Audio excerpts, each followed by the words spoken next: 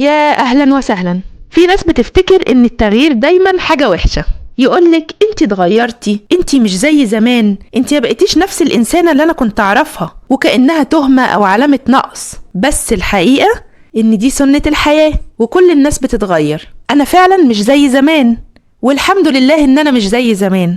زمان كنت بسكت علشان ما زعلش حد، كنت برضى علشان ما اخسرش الناس، كنت باخد كل الكلام واكتمه جوه قلبي واكتم الوجع علشان ما بانش ضعيفة.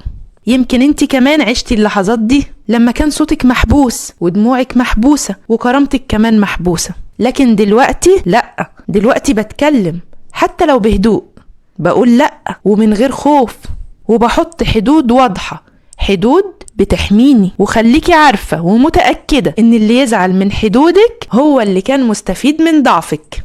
انا مش قاسية ولا حاجة، انا بس بقيت واعية اكتر. انا كبرت وطبيعي كل الناس بتكبر، وتعلمت ان اقرب طريق للسلام الداخلي اني اكون صادقة مع نفسي. التغيير مش عيب، التغيير سنة الحياة. العيب ان الواحد يفضل واقف مكانه، خايف يكبر، خايف يتغير، خايف يختار نفسه، خايف يعيش حياته بصدق. طب وليه الخوف ده كله؟ خليكي عارفة ان الخسارة الحقيقية انك تفضلي واقفة مكانك.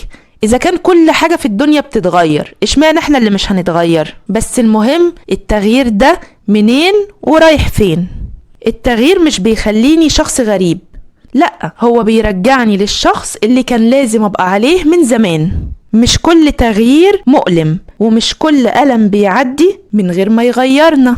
أنا دلوقتي ببص في المراية وبقول لنفسي أنا ممتنة للتجارب اللي كسرتني، ممتنة للحظات الوحدة اللي علمتني، ممتنة لكل شخص أذاني وخلاني أكون أقوى من الأول، ممتنة للأوجاع اللي خلتني أقدر قيمة الحياة وقيمة الراحة وقيمة السلام.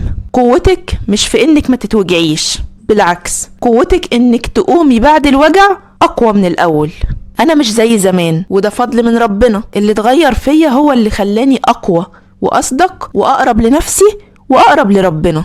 لو انت كمان سمعاني وحاسة انك محتاجة تتغيري، فأنا بقولك ابدأي من دلوقتي، ابدأي بخطوات صغيرة. التغيير مش نقلة مفاجأة، التغيير طريق طويل وبنمشيه خطوة خطوة، طريق مليان اختيارات صغيرة بتبني شخصيتك الجديدة، اختيارات كتيرة جدا. وأول خطوة إنك تقولي لأ. لما تحسي إن في حاجة بتستنزفك، جربي تقولي لأ حتى لو في أبسط المواقف. وتاني خطوة في الطريق، اسألي نفسك أنا مبسوطة فعلا ولا عايشة عشان أرضي الناس؟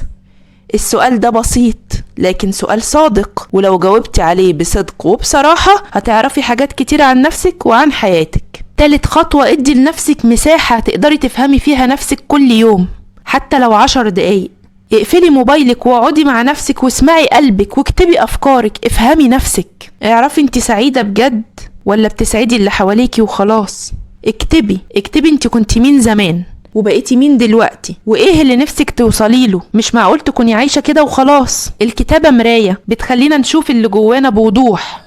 وبأكد عليكي تاني، التغيير مش قرار كبير بيحصل مرة واحدة، هو خطوات صغيرة بتقربك من نفسك واحدة واحدة. وما تنسيش ان التغيير الحقيقي بيبدأ من جواكي مش من بره. إن الله لا يغير ما بقوم حتى يغيروا ما بأنفسهم، صدق الله العظيم. يمكن يكون التغيير اللي بيحصل جواكي استجابة لدعوة قديمة كنت بتدعيها، يمكن يكون بداية الطريق لإنك تكوني أنضج وأصدق وأكبر ومتصالحة أكتر مع نفسك. قربك من نفسك هو أقصر طريق تقربي به من ربنا. لما هتفهمي نفسك وتكوني صادقة مع نفسك، هتعرفي ازاي تعبدي ربنا صح. التغيير مش نهاية، التغيير هو البداية، بداية لنسخة أصفى وأهدى وأنضج. فما تخافيش لما تتغيري، واعرفي ان كل وقت وله أذان، وكل وقت وله شخصية مناسبة وله تفكير مناسب، وان التغيير هو سنة الحياة، وان التغيير هو سنة ربنا في الارض. كل حاجة بتتغير، وايا كانت النسخة اللي انت عليها دلوقتي خليها افضل نسخة من نفسك. واعرفي دايما ان سعادتك بايدك.